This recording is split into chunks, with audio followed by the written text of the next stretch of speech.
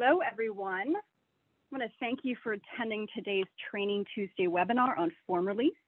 My name is Heidi Reese, and I am with the marketing department at Dayton Superior. And we, along with Matthew Carter, who will be presenting, are very excited that you're able to provide these short, insightful trainings for you each week. And we hope that you enjoy gaining some of the knowledge from our product experts that we bring to you. Just for a little housekeeping, just to let you know, we have muted everyone on the call so that there are no disturbances and everyone can get the knowledge that they want. But you are more than welcome to send any questions that you have via the chat functionality within Zoom. I will be monitoring that, and at the very end, we'll have a many question answer session. This presentation is also being recorded in case you want to re-listen later or forward to someone that couldn't make it by chance, or anyone that you think could benefit from this training.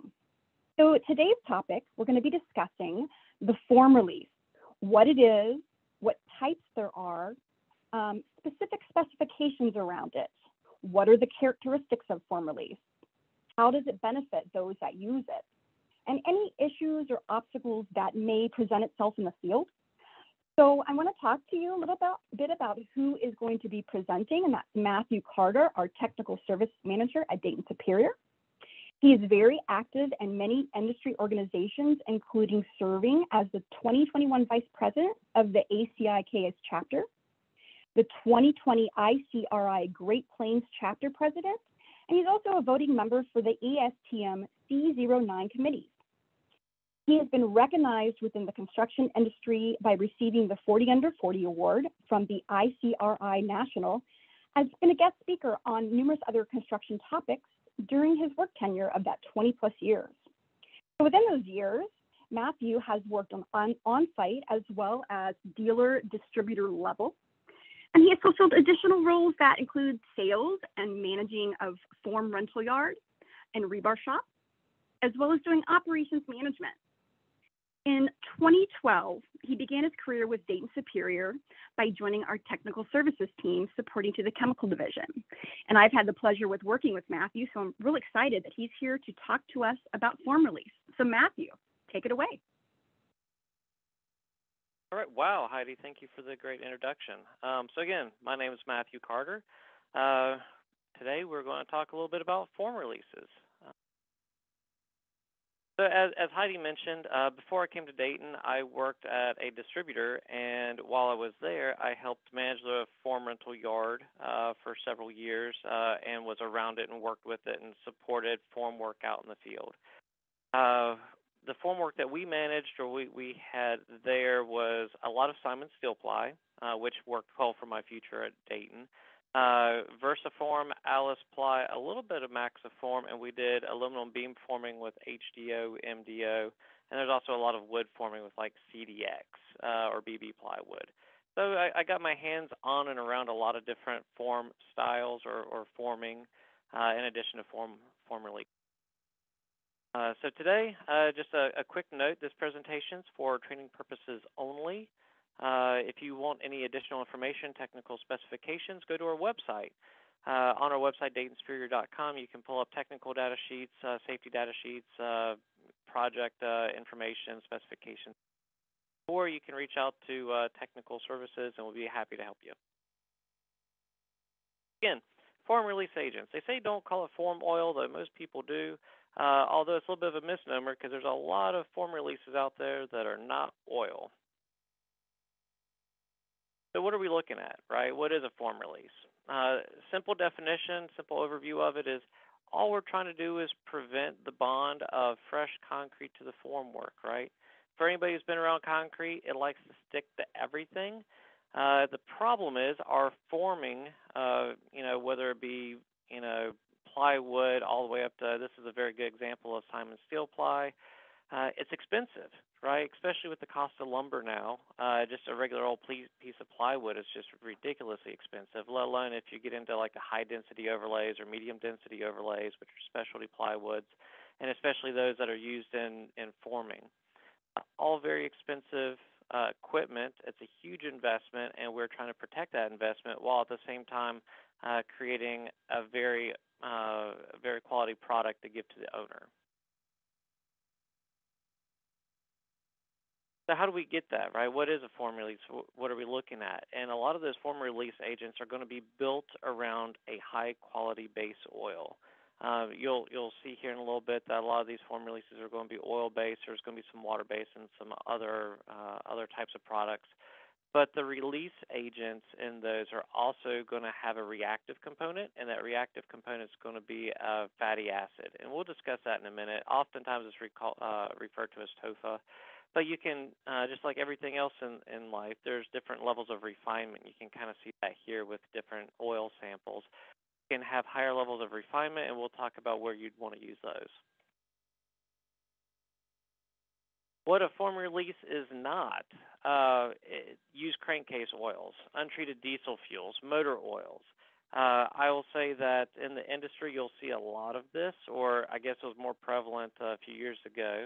Back, 20 years ago, working around a lot of site work, construction, you'll see a lot of guys doing curb and gutter using old motor oil. You know, they drop the oil out of their trucks, dump trucks or whatever.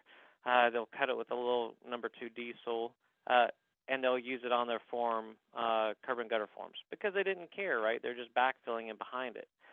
Problem is you're dealing with something that, number one, it's not good to be putting your hands or getting in contact with a lot of diesel fuel and oil, right? That's just an issue.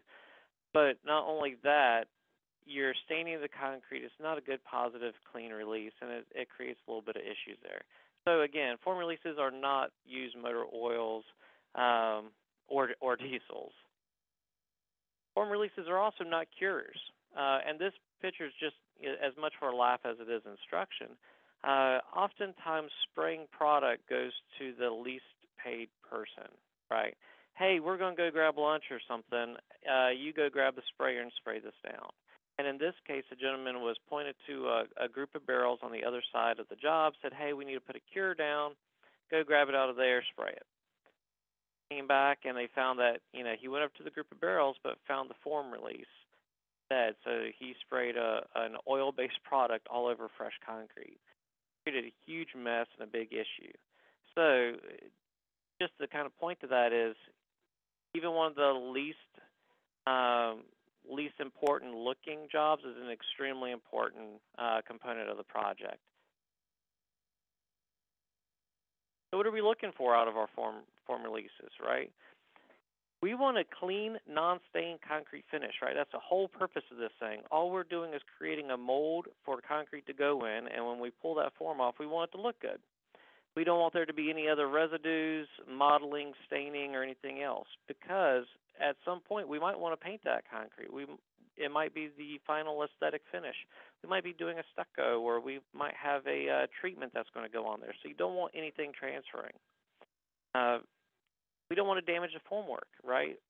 Plywood, again, by itself, just regular old plywood is expensive, let alone getting into hundreds of dollars for form panels and everything else. You want to be safe around the workers, and then a huge one that should probably be bolded is meets the current VOC laws. So for those who are not familiar, VOC, volatile organic compounds, those are highly regulated. You've got Canada, the U.S., and Mexico, which we sell into, all have different restrictions. But under the U.S., you have the EPA, and the EPA covers the entire country, right? But under the EPA, you have more restrictive zones to work in. And you'll see this in the products that we carry. We have the OTC, or the Ozone Transportation Commission in the Northeast. They have one set of VOC restrictions. You've got LADCO, which is around the Great Lakes and upper Midwest. You have parts of Maryland, Washington, D.C. That have some restrictions. You have Southern Utah, you have Colorado, you have Northern California and Southern California, which are all a little different. So you got to know what you're working with, where you're at, and we have built products around those restrictions. I'll talk about that here in a moment. Again, clean, reusable formworks, right? Formwork. So our form release agent, we want it to be a good quality product, so we're not having to beat and scrape our forms every time we take them down and go to reuse them. We're not messing up the concrete, and a good, clean, consistent release, right? With Dayton, you are buying the same type of form oil. 10, 20 years ago as you're buying today and hopefully in the next 5 years, right? You're dealing with the same product day in and day out. We want to inhibit rust because, again, we're using a lot of formwork that has steel components and wood components, right? We don't want rust because rust will transfer to concrete and be ugly, right? And we also want to preserve the wood because we don't want the wood to swell or distort or do anything else. The note is steel ply, for instance, has roughly 200 uses, more or less, right? We want to be able to treat that formwork very well because the cost to reface or replace steel ply is not cheap. So in the beginning, right, and this kind of goes back to what we just saw, a lot of crankcase used motor oils were used. Problem is really bad at acidic components in there, a lot of ash, a lot of contaminants, a lot of staining. Right, so then they started moving towards like greases, waxes, things like that. Greases, waxes, they will prevent bonding to the formwork, but as you pull that off, you can also get a lot of transfer. So if I've used a good wax or grease, right, I'm not going to stick, but when I pull that away and I try to spray something on top of that concrete, it's going to want to beat up and roll down. Then they started using crude soaps, right, so crude reaction products in there. The problem with that is if you get too much reaction in certain areas, you get a lot of dusting, right, overreaction. And in some areas, you might not get a reaction. It'd be very difficult to pull off. So again, there was a development process that brought us to the modern form release agents. They typically, regardless of what manufacturer you're looking at, they usually fall under about 3 different categories.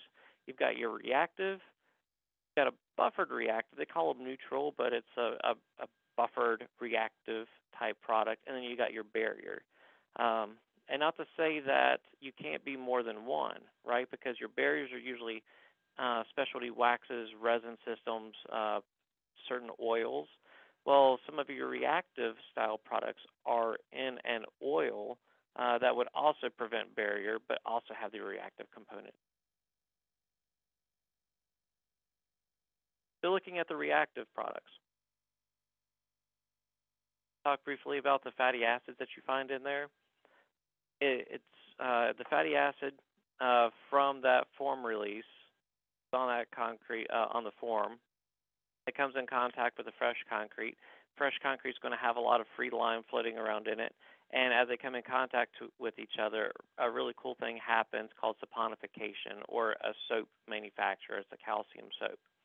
And as that reacts, it's going to have outstanding release properties, right? They'll call it positive release in a lot of cases. But that also helps create a very, very good interface for air to run up and out of that concrete. So as you're pouring concrete, placing concrete, you have a lot of entrapped air. So there's a difference between entrained, which is intentional, and trapped, which is, just happens to get in from the mixing and placing. We want that to get up and out, right? In that case, it will lead to bug holes that we'll see here in a minute. We start moving from a full-on reactive style to a buffered reactive. You get many of the same properties. It's just a little bit more forgiving, right? All we're doing is using a pre-reacted product in there. So again, you're going to have good clean releases. You're going to have the barrier from the oil itself. But that buffered reaction is just a little bit more forgiving. But again, it's going to help get that air out of that product really well. And then a barrier is just that. It is a barrier to adhesion. A lot of times they'll have a surfactant, and all that's doing is breaking the surface tension, right? Letting the product lay down a little bit better for one, and two, allowing that air to escape a little bit easier. You'll often feel these barriers when you spray them down. A lot of times you'll either feel them or see them. And a lot of times if it's a water-based one, you can kind of rub your hand across that form face and feel just a little bit of like a waxy resin feel. So we've used the form release, right? Now we're going to look at over-application issues. And over-application happens, right? You get somebody who's a little careless, a little heavy. If you're using a reactive style product, a full reactive style, if you over-apply it, if you drench those forms down, you can get dusting. right? That calcium soap formation. If it happens too much in one area, when you go to pull it off, it'll be a dusty area. And it might look a little dusty visually. The problem is it's very difficult to stick things back to it, right? So if I'm trying to paint that later, if I'm trying to get something to absorb into it or do a stucco coat or anything, it just doesn't work well. And it might also be, give a little mottled appearance of areas that are dusty and a little bit lighter as opposed to darker. With the buffered reactives, those are a little bit more forgiving, as I mentioned. A little bit of over application is not going to hurt you. And on the barrier side, if you get too thick of a barrier, if you put too much oil down, if you put too much of that layer down, it can actually gum things up a little bit and make it more difficult for that air to come up and escape that form face. You'll still get a clean release, but you may end up with a little bit more of a bug hole situation. And again, this is a good example of bug holes right here. You'll have to forgive me as I go a little bit quicker. We're talking about a topic that you discuss for hours, right? There's papers and documents, and we can talk about it for hours and days. We're just trying to cover this really briefly in about 30 minutes. Back to bug holes. Don't blame the form release. And oftentimes people will like to point back to a form release. Unless you're not using one, it's often vibration or consolidation. With formed walls, you've got external vibrators, you've got internal vibration, stingers that get dropped down into the concrete. And if you're not helping that entrapped air escape, it's going to kind of hang out in places you don't want to see it. That's where you're going to get a lot of that. And then you're going to have to come back and clean that up in many cases. And we've got products to fix that, but it's best not to have it in the first place. Environmental conditions. Rain would be probably one of the biggest ones. It's not uncommon, especially this time of year, to have a spring shower come through. If you're getting a light rain, it's usually not an issue, right? Oil and water don't really mix. The water kind of sheds away, and it's not a problem, right? The petroleum-based products are pretty resilient to that. Even the water-based products, they're an emulsion. The water acts as a carrier to help it get there, and once it dries, it's pretty resistant. The problem is if you start getting the heavier rains, sudden heavy downpours, or, Gulf Coast storms or something like that. As they come through there and they drop a lot of rain, you can have an effect there, and it's cheap insurance to not have stuck forms or anything like that to come back through and do a reapplication. On the specification side of things, you don't see a lot of heavy specs on form release agents, right? The Army Corps of Engineers has one. ACI 301 definitely talks about it. For the most part, it says non-staining, non-transferring, no waxes or silicones for the most part. Waxes or silicones, those are types of things that can inhibit bond of secondary coatings and other products. Dig a little further into the ACI 301, Section 2, it states commercially manufactured form release agents prevent absorption of moisture, prevent bonding, and non-staining, right? It doesn't get into any high test methods or anything too crazy forward. Something else you might see, especially on some of your specialty projects, is NSF ANSI 61, which is for drinking water components.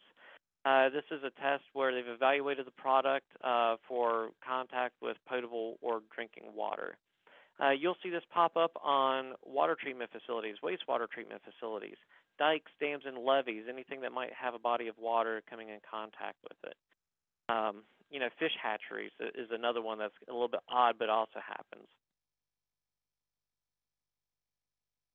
Lead projects. That's a pretty popular subject that's been coming up. It kind of hit the coast and it's kind of working its way inward, especially through major cities. They have gone and said, all right, for indoor air quality, we're going to specify for lead projects that you have to meet CDPH version 1.2. And that is a test for interior products for low chemical emissions. So it's like kind of sitting in a car and you get that new car smell, like, wow, that smells really good. Well, that's a lot of chemicals still off-gassing. And this test is to prevent that, right? To find products that are not going to have that long-term off-gassing or that smell. So Dayton Superior has started to work with Mass Certified Green, which is an independent testing laboratory where we can submit our products, they review them, they test them against that CDPH requirement. So to get into the green building space, so to speak, we're starting to use Mass Certified Green. So you'll see that often on our technical data sheets as you start looking. And a good example of that is J1EF. So we're going to start talking about Dayton Superior specific products here. J1 Clean Strip J1EF, it's a water-based barrier style foam release agent. And it's very good at what it does. It is Mass Certified Green. It's a low-emitting product. It's also tested and approved against the NSF ANSI 61 for potable water. As a water-based product, it does contain a rust inhibitor because we don't want to start using a water-based product all over a bunch of steel that's been out in the field forever because you don't want rusting on it, right? So it does have a rust inhibitor in it. And it's a zero VOC product. So it's good all across the country. It's a highly specified type product, and I included a success story that you can find on our website about a very large project that was used with Simon's forms. A little bit of a unique product that Dayton carries, Pure Pro Zero. As far as Dayton's concerned, it's a fairly newer product. We've had it for about 3-4 years now. It is a chemically reactive one, so it's a reactive style product, but it is in a biodegradable oil. The benefit to this is that it can be sprayed down to 10 degrees. The water-based product, it's water, right? If you're in freezing conditions, it's frozen. You've got an issue there. With this product, you can go down to negative, below freezing, and it's, again, zero VOC. There's not a lot of DOTs that have foam release agents approved or not approved, but in this case, Minnesota is one, and we have gotten that approval in place.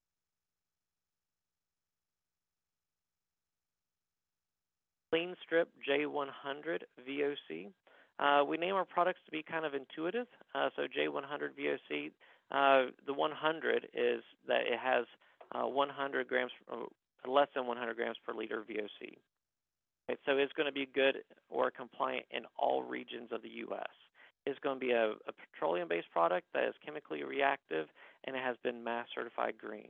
This is a very large project, or very popular project out in California, especially Southern California, which has some of the most restrictive standards.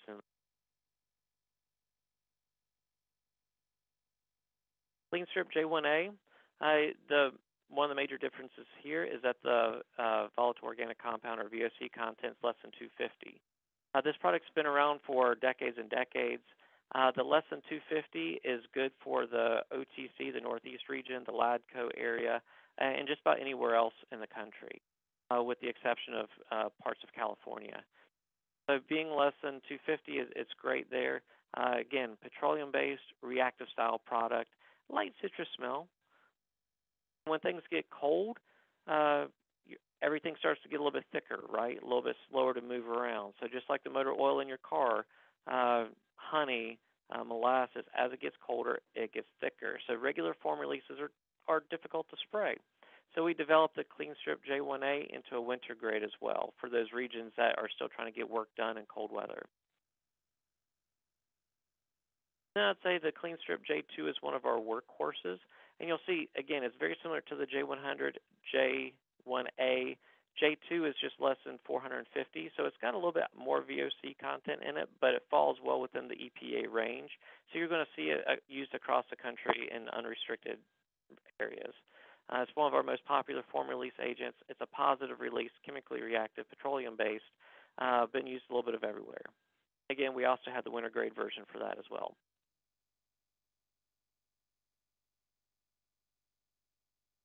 And then good, better, best situation, where on the reactive side, where J2 is a very good product. You know, the J1A, J100 is a little bit more refined. You got a little better product. It's just been more refined for those more restrictive areas. J3 is our architectural finish. You'll see a lot of precasters really enjoy it. It's used on a lot of architectural or aesthetic projects. It's got one of the best coverage rates. It's going to be chemically reactive, and it's going to be one of the most refined products that we have. And then Magic Coat. I've got a soft spot for this one because I've handled it for years and years. This one came from the Simon side. It's been in use for 60 plus years. Very, very good product. This is the Dayton Superior Buffered Reactive product. It is a very forgiving product. It's a very easy to use product. Good positive release, very low dusting, and it's great for wood, steel, or aluminum forms just like everything else. And it's been also used quite extensively with form liners, whether it be the ABS or SPS plastics in addition to the elastomerics. Just a long, long history of use, very good quality product. And again, just to kind of point out, less than 250 grams per liter. You know, in the more restrictive areas, again, like the Southern California area, Magic Coat 100. And that's just to kind of identify that it is formulated to be used with a VOC content of less than 100 and more restrictive areas. Application, so how are we applying this stuff? I'd say most commonly you're going to see pump-up sprayers, Chapin, Hudson's, oftentimes a contractor grade sprayers, high volume, low pressure. You're going to have a half-gallon per minute tip normally come with those products. I'd say where possible, get the finer misting ones. Form releases are going down probably in the neighborhood of 1,000, 1,500 square feet per gallon. Those half-gallon per minute tips, if you're not careful, are going to put it down a little bit too heavy, right? It's going to work. It'll work well. If you go a little bit too heavy, though, use a rag, a roller, something like that to kind of thin it out and move the bulk of the material off. When we're talking about precasters or high-volume projects, you're going to see drum sprayers or larger pumps like this that you're seeing in the bottom right-hand screen. Again, high production, good products to use. So the when, where, and why type, J1EF, I told you, that's going to be driven by specifications and green requirements. And I say green kind of with the air quotes there. Hey, I need something that's zero VOC, highly biodegradable. It's got to be NSF ANSI 61. I need something for a lead project, sensitive area I'm working near or on a waterway type thing. J1EF really shines there.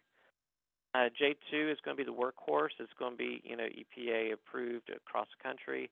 As you start getting into the more restrictive areas, like the OTC, LADCO, California type areas, you've got the J1A and J100. Again, good, better than your best is going to be the J3 as far as the reactive styles go. A little bit higher price point, but it's got a better coverage rate, and it's going to be an aesthetic, really architectural release. Very, very good product. And Magic Coat. It's one of the oldest names in the market. It's going to be very resistant to dusting because it is that buffered reactive style, and it's been used widely with Simon's forms for forever. Why are we using it? Right, formwork is a significant investment. I've had to reface my fair share of Simon's steel ply. Ideally, with steel ply, again, you're supposed to be getting 200 uses out of it. If you're not using a good quality form release, you could be getting in the 10s, teens, 20s. Right, you can really abuse your formwork really fast if you're not being careful with it. So again, your formwork is a significant investment. Even if it's just plywood, you want to take care of it, and that's what we're doing here. You want to use good quality products, be safe with the people that you're working with, and consistent clean releases. And you want consistent clean releases so you can strip your gang form and move it down and pin it back up, and you're good to go for the next pour. But you also want to have a good quality product left behind. The precaster, right? Precasters are pouring concrete all day, every day, using the same forms in the same spot over and over again. They have to have a good, clean, consistent product to be able to sell, right? They're putting this on a truck and having it show up to a job site. You don't want blemishes. You want to protect their formwork because, again, that's a very significant investment for them, and these guys are turning stuff around day in and day out. And why Dayton Superior? I've been in the form release business since 1965. We're the only manufacturer that has formwork, form release agents, and the accessories that go with it, the ties and forming and bracing and everything else. We have multiple offerings that are going to match the location, and the VOC restriction, and the project level, right? Hey, this is going to be buried or this is subgrade. We don't care necessarily what it looks like. We could go with just a good product, or man, this is going to be high, high profile, aesthetic job. We've got to have the best out here. Or, what, we're out here and we're doing a water treatment facility, and this water is going to be in contact, is going to serve this whole community. We want something that's highly specified. We've got the product for that. And again, it's going to work with, our products are going to work with all the steel ply, precast, modular, wood forms, and the form liners, the highly decorative form liners that are going to be all the different styles of releases where you can have the deep textures, and they come in all the different types of plastics, right? The elastomeric, the real squishy type stuff that's used hundreds of times, ABS and SPS that you get single-use or multi-use out of. Our form releases work with all of that.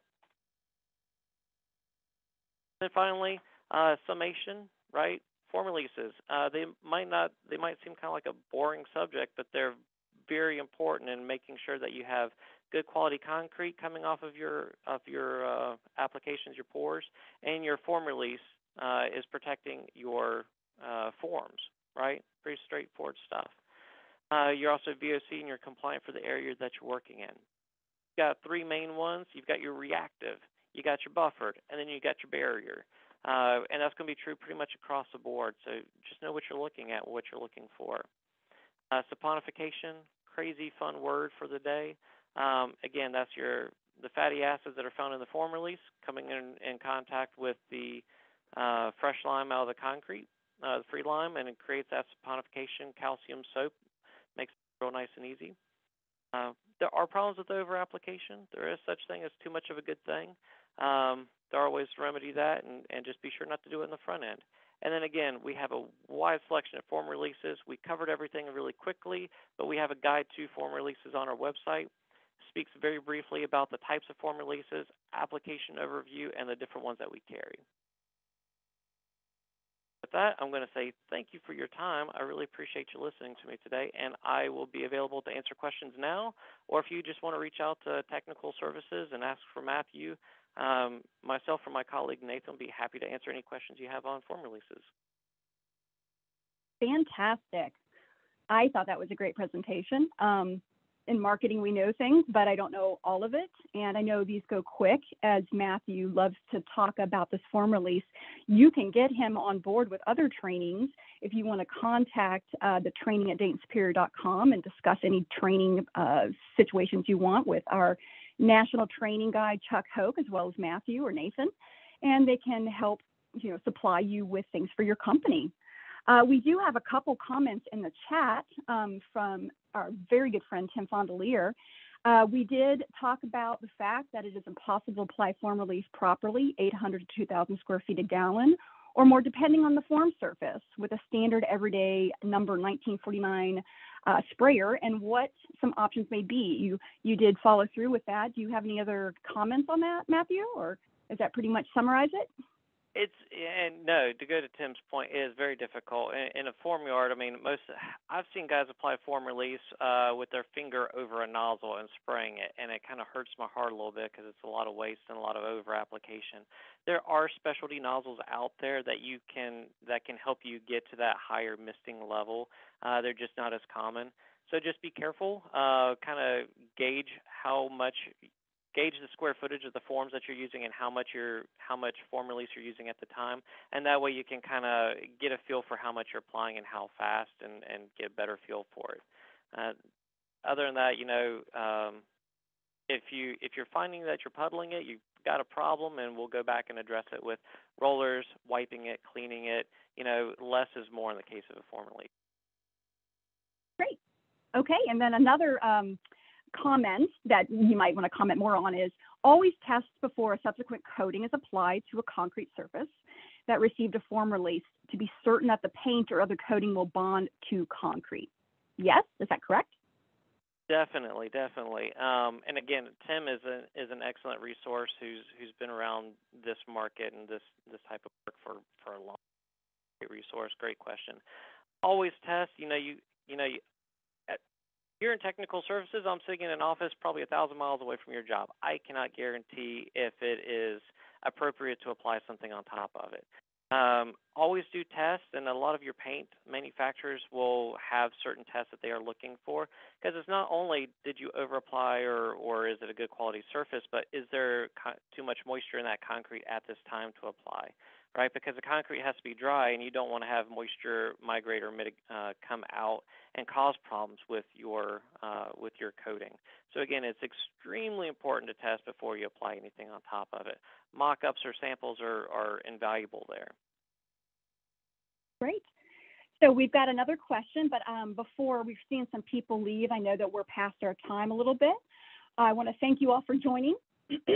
Remember that we do post these and have them every Tuesday with a different subject matter and our experts. Today's presentation has been recorded, like I said earlier, and will be available on our training site roughly around 3 p.m. And I'll send an email out to let you guys know it's there and you can forward.